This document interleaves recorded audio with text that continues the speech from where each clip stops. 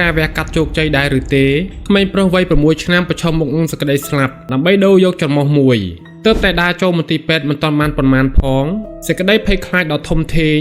បានគ្របដណ្ដប់លើក្មេងប្រុសម្នាក់នេះណាហ្គាយបានស្រែកយំយ៉ាងខ្លាំងហើយមិនព្រមបោះជំហានទៅមុខទៀតឡើយម្ដាយរបស់គាត់បានយល់ច្បាស់ថានៅក្នុងខ្សែភ្នែករបស់កូនប្រុសមន្ទីរពេទ្យមិនមែនជាកន្លែងក្តីសង្ឃឹមទេប៉ុន្តែវាជាកន្លែងដែលពោរពេញទៅដោយឧបករណ៍ពេទ្យប្លែកៗនិងពិភពឈឺចាប់ដែលគាត់មកធ្លាប់ស្គាល់ពីមុនដើម្បីវាយតម្លៃពីលទ្ធភាពនៃការវះកាត់ការពិនិត្យដ៏ស្មុគស្មាញជាច្រើនបានចាប់ផ្ដើមសម្រាប់ក្មេងប្រុសដែលតស៊ូនឹងការលំបាកដកដង្ហើមតាំងពីកំណើតម្នាក់នេះពេលនេះគាត់ត្រូវប្រមូលផ្ដុំភាពក្លាហានទាំងអស់ដើម្បីប្រឈមមុខនឹងឧបករណ៍ពេទ្យដែលគាត់មិនធ្លាប់ស្គាល់បន្ទាប់ពីពិនិត្យរួចរាល់គ្រូពេទ្យបានធ្វើការសន្និដ្ឋានថាស្គៀមនឹងមុខរបស់ណាហ្គាយមានភាពខុសប្រក្រតីធ្ងន់ធ្ងរករណីកើតមកគ្មានខ្ទង់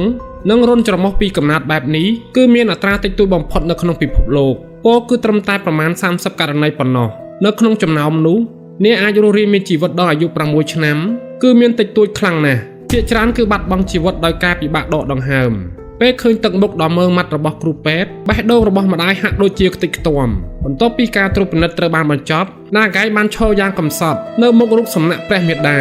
គាត់បានលើកដៃសំពះបួងសួងយ៉ាងស្ងៀមស្ងាត់ក្តីប្រាថ្នាតែមួយគត់របស់ក្មេងប្រុសតូចម្នាក់នេះគឺសុំត្រឹមតែច្រមុះធម្មតាមួយដូចក្មេងដទៃប៉ុន្មានថ្ងៃក្រោយមកណាហ្គាយបានហ្វមនឹងបរិយាកាសក្នុងមន្ទីរពេទ្យបន្តិចម្ដងគាត់ចាប់ផ្ដើមញញឹមដាក់អ្នកជំងឺផ្សេងទៀតប៉ុន្តែភាគច្រើនគាត់នៅតែចំណាយពេលអង្គុយសម្លឹងទៅមើលក្រៅបង្អួចមើលទៅទីក្រុងដ៏អ៊ូអរដែលមិនធ្លាប់មាននៅស្រុកកំណើតរបស់គាត់ដើម្បីជួយកាត់បន្ថយភាពតានតឹងរបស់កូនម្ដាយបាននាំគាត់ទៅដើរលេងនៅទីក្រុងសេអ៊ូលពន្លឺព្រះអាទិត្យនាដើមរដូវនៅក្នុងប្រទេសកូរ៉េបានធ្វើឲ្យណាហ្គាយមានអារម្មណ៍រំភើបយ៉ាងខ្លាំងគាត់បានឲ្យម្ដាយហិតក្លិនផ្កាជំនួសគាត់ដោយសង្ឃឹមថាថ្ងៃណាមួយ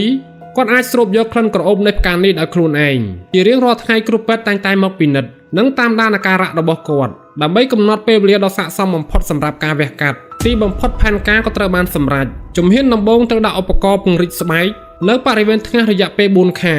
ដើម្បីបណ្ដុះស្បែកឲ្យបានគ្រប់គ្រាន់សម្រាប់យកមកបង្កើតច្រមុះថ្មីមួយប៉ុន្តែនៅពេលការវះកាត់ជិតមកដល់ក្តីភ័យខ្លាចក៏ត្រឡប់មកវិញណាហ្គាយបានស្រែកយំយ៉ាងខ្លាំងគាត់ប្រហែលជាមិនទាន់យល់ច្បាស់ថាការវះកាត់នេះនឹងផ្លាស់ប្ដូរជីវិតរបស់គាត់ទាំងស្រុងអ្វីដែលនឹកស្មានមិនដល់ការវះកាត់នេះនឹងមានហានិភ័យខ្ពស់ជាងការរំពឹងទុកគ្រូពេទ្យបានប្រាប់ថាស្ថានភាពរបស់ណាហ្គាយគឺស្មុគស្មាញខ្លាំងណាស់លលាដកក្បាលរបស់គាត់មានការខូចខាតយ៉ាងខ្លាំងហើយជាលេខាខួរក្បាលបានហាប់ចេញមកក្រៅគ្របដណ្ដប់លើទីតាំងដែលគួរតែជាច្រមុះនេះមានន័យថាមុននឹងបង្កើតផ្លូវដង្ហើមពួកគេត្រូវធ្វើការវះកាត់ខួរក្បាលជាមុនសិនដោយត្រូវរុញជាលេខាខួរក្បាលចូលទៅកន្លែងដើមវិញយ៉ាងប្រុងប្រយ័ត្នដំណើរការនេះអាចធ្វើឲ្យប៉ះពាល់ខួរក្បាលយ៉ាងធ្ងន់ធ្ងរពេលឮការពន្យល់នេះខួរក្បាលម្ដាយរបស់គាត់ប្រែជាទទេស្អាតគ្មានអ្វីគួរឲ្យខ្លាចជាងពាក្យសម្ដីនេះទេទោះជាយ៉ាងណាក៏ដោយដើម្បីអនាគតដ៏ភ្លឺស្វាងរបស់កូនពួកគេត្រូវតែប្រថុយមួយថ្ងៃមុនការវះកាត់ណាហ្គាយហាក់ដូចជាត្រៀមខ្លួនរួចរាល់នៅពេលទ្វារបន្ទប់វះកាត់បិទសន្សឹមក្មេងប្រុសតូចដែលធ្វើដំណើររាប់ពាន់គីឡូម៉ែត្រពីតំបន់ដាច់ស្រយាលនៃប្រទេសម៉ុងហ្គូលីពេលនេះកំពុងដេកយ៉ាងស្ងៀមស្ងាត់លើគ្រែវះកាត់អ្វីដែលគាត់ប្រាថ្នាគឺត្រឹមតែមានច្រមុះមួយដែលអាចដកដង្ហើមបានដោយសេរី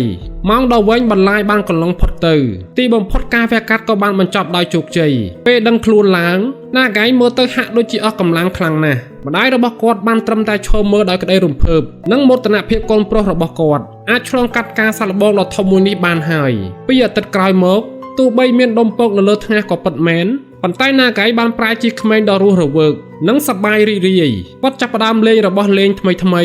ដោយភ្លេចអស់នៅការឈឺចាប់ទាំងឡាយគ្រូពេទ្យបានប្រាប់ថាការវះកាត់ដ៏សំខាន់បំផុតនឹងធ្វើឡើងនៅ2ខែក្រោយដើម្បីបង្កើតច្រមុះខាងក្រៅឲ្យគាត់ណាហ្គាយបានគូសរូបមួយសន្លឹកដែលបង្ហាញពីរូបគាត់មានច្រមុះនិងរុនច្រមុះពេញលេញនេះមិនត្រឹមតែជារូបគំនូរប៉ុណ្ណោះទេតែវាជាក្តីស្រមៃដ៏ជ្រាលជ្រៅបំផុតសម្រាប់គាត់ពេលនេះក្តីស្រមៃមួយនេះលែងនៅឆ្ងាយទៀតហើយវានឹងក្លាយជាការពិតក្នុងពេលឆាប់ៗនេះតើអ្នកយល់យ៉ាងណាចំពោះវីដេអូមួយនេះកុំភ្លេច comment នៅខាងក្រោម